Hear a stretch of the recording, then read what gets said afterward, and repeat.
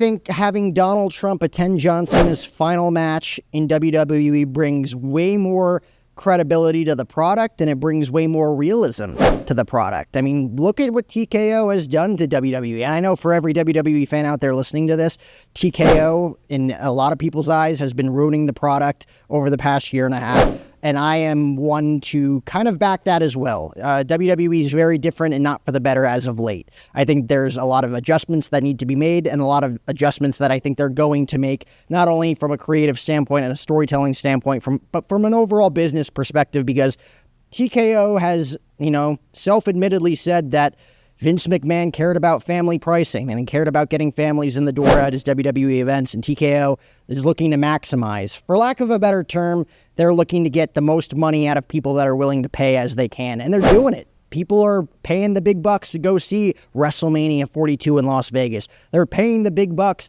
to see the Royal Rumble in Riyadh, Saudi Arabia.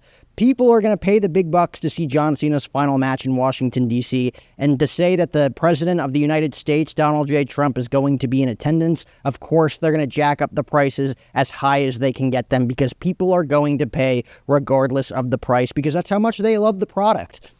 And TKO sees that and is going to take advantage of people that want to pay the big bucks to go see John Cena in his final match for, say, $500 to sit in a nosebleed seat. It's what they're going to do, and that's business. That's capitalism at its finest. But to go back to the possibility of this happening between WWE and the President of the United States, Trump's going to be attending a Navy-Army game that night. It's, in my personal opinion, highly unlikely that Donald Trump leaves that Army-Navy game and says, guys, we have to head on over to the Capital One Bank Arena tonight in Washington and see John Cena compete in his final match. It's not like it's Jeter competing in his final Yankee game at Yankee Stadium. It's not Tiger Woods competing in his final Masters. It's not Tom Brady competing in his final Super Bowl, where it was like built up for an entire year that this was going to be it. This was going to be the last game of, someone's whole generation of fandom is done after tonight. WWE does not, get put on a pedestal like the NFL, like the NBA, like the MLB, like PGA, UFC. Every sport promotion that there is, WWE is basically not on the same level yet. WWE looking to legitimize that with the ESPN deal. This is interesting for WWE to do because, yes, it's going to drive ticket prices up. Yes, it's going to get people talking about the event even more so than it already is. Do WWE fans necessarily care that the president is going to be in attendance? Absolutely not. And this is what I want to get to as to why it's interesting for Trump to still have a very candid and open relationship with WWE executives.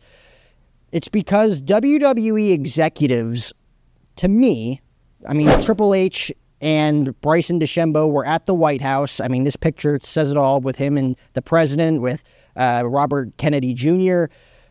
They are very openly and candidly in support of the current administration with Donald Trump and J.D. Vance, right?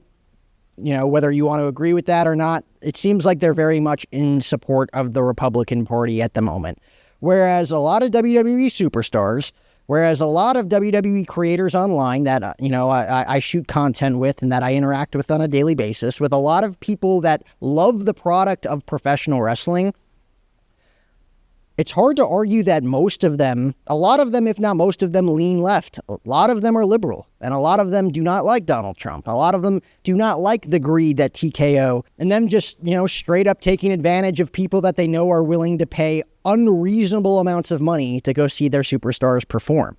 And that's more of the reasonable reasons why people don't like the current administration. And, it's hard to argue, and it's hard to argue with people that are willing to have, logical dialogue about it as well. And I don't want this to come off as, a politically neutral take on Donald Trump attending a WWE event. I'm a huge consumer and fan of the product of WWE.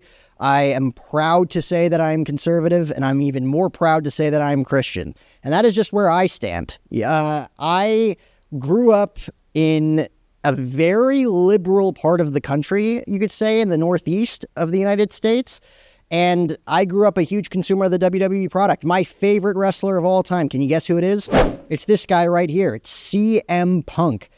I am a proud conservative, a proud Christian, and one of my biggest idols in the world, who is currently wearing an abortion rights or human rights t-shirt, is probably one of the biggest influential people that I have watched in my life on television. He's a big reason as to why, I started maybe a YouTube channel, a podcast, why I voiced my own opinions on things, because he never gave a fuck about what anybody else thought. He never gave a fuck about anybody else's opinions. He just did him, man. And that's what made CM Punk, despite what his political views are. I don't agree with his political views, but he is one of my idols in this world. And I think, so I honestly didn't think I was going to get this deep into, people's different beliefs and whatnot. And I also don't want this to be, a politically neutral post. I'll proudly say, I have family members who lean left. I have family members who lean right. I have friends who are liberal. I have friends that are conservative. I have friends that,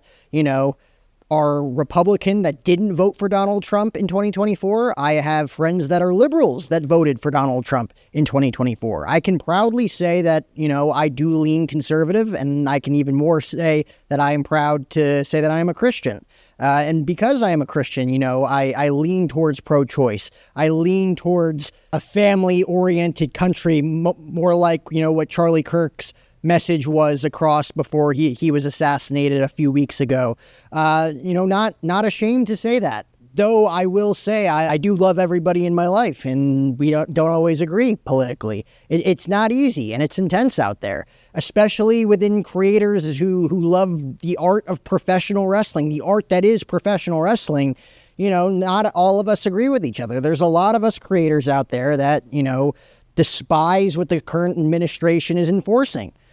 I am personally not one of those people, but I will hear anybody out on it and have productive, educated dialogue with anybody that, wants to have their opinions heard out, have their voices heard.